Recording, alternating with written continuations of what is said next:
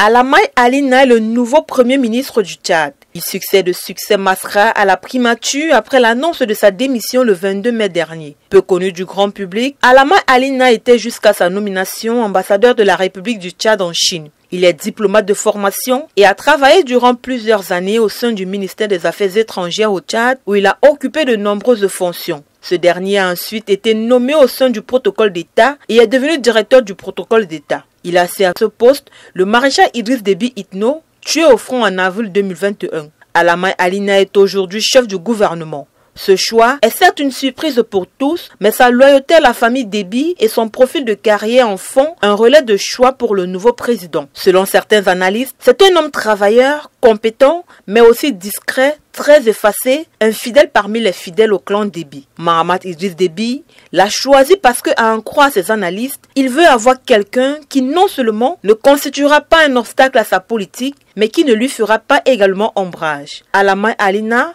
lui-même, place sa nomination sous le signe de la continuité du sacerdoce. La foi, le dévouement, l'engagement et l'intégrité, tels sont les maîtres mots qui doivent guider au quotidien notre action au service de la République, a-t-il déclaré au cours de la cérémonie de passation de service. Soulignant que 4 jours après sa nomination, le nouveau premier ministre de la 5e République, Alamai Alina, a formé son équipe. Dévoilée à la mi-journée du 27 mai 2024, elle est sans véritable surprise.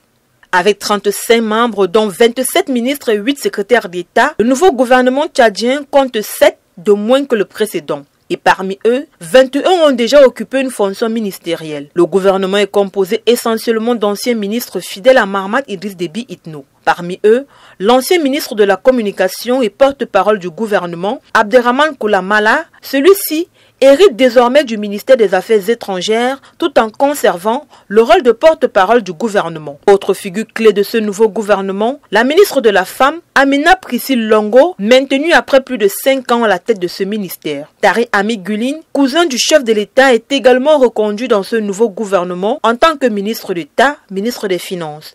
Il s'occupera désormais du budget, de l'économie et de la coopération internationale. Dans ce gouvernement, 6 personnes font leur première entrée. Parmi elles, le conseiller à la présidence et ancien gouverneur de l'Enedi-Est, Issaka Malouane Djamous, qui succède à Dago Yacoub à la défense. Les 3 ministres proches de Succès Masra, qui avaient intégré le gouvernement de transition à ses côtés en janvier dernier, n'ont pas été reconduits dans la nouvelle équipe. En outre, les anciens ministres et secrétaires d'État, issus du parti Les Transformateurs, qui contestent toujours la victoire de Mahamat Idriss Déby, n'ont pas été reconduits. Aucun des 8 autres candidats qui ont félicité le nouveau président pour sa victoire n'a été nommé dans ce gouvernement, contrairement à ce que certains supposaient.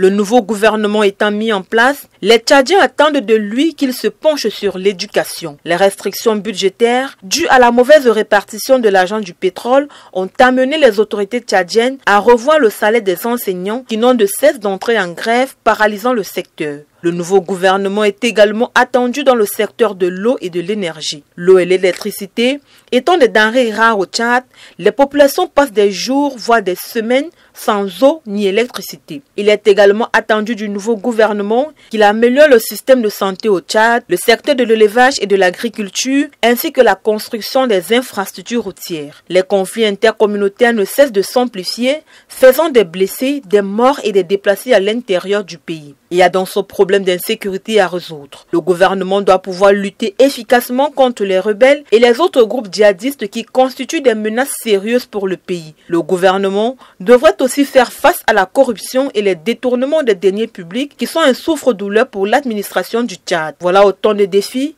qui attendent ce nouveau gouvernement.